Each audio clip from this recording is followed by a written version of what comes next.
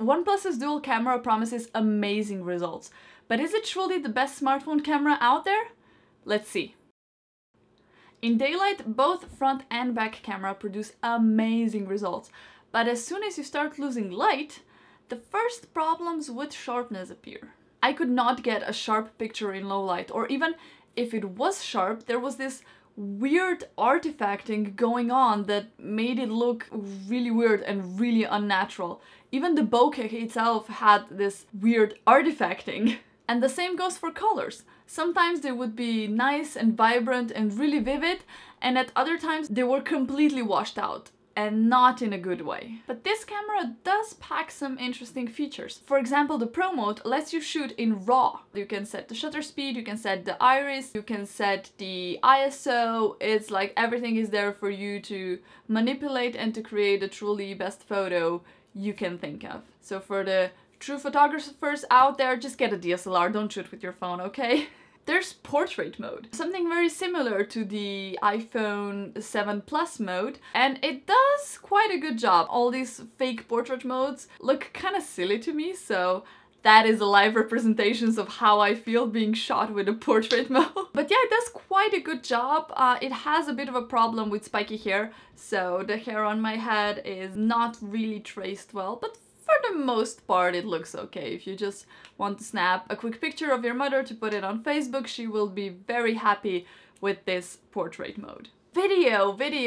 How is the video? How is the microphone? Would I use it for vlogging? So I tried the full HD video and it's okay apart from the fact that it doesn't have optical stabilization. So it only has electronic stabilization through gyroscope. And that poses a bit of problems when you are shooting. First of all, you don't know what you will actually be shooting because the cropping is done after you shot the video. So you can hear in the video here that I am commenting that the stabilization is horrible and that I cannot make it more stable. And you can see that OnePlus shot is almost not moving. But there is a lot of cropping going on, and you can see that the movements that do appear are quite unnatural.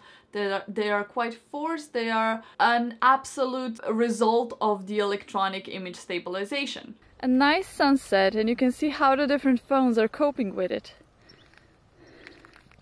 And now we have a walking sunset. I'm trying to hold it as steady as possible. But I don't think the OnePlus stabilization is doing a very good job. Like, I'm really trying, guys. I'm not kidding you. I just can't walk more. I never like just electronic image stabilization because you never know how it will react. So that is my first pet peeve. The second one, I tried then shooting with the 4K, and I have to say that that was quite amazing. I would shoot everything in 4K and then downsample it to 1080p and use that shots. I think that would be amazing for vlogging. There's just one problem. A short clip that you're going to see was 104 megabytes big. So you can imagine how quickly that will fill up your phone even if you have the big 128 gigabytes version. Yeah, that is the problem with 4K and with big video files, but we just have to accept that if we want crispy clear videos. Okay, so what if we try 4K filming? Oh, there's a window. I can't go further. I would really like to do this with front camera, but hey, we only have the rear camera that can do 4K shooting.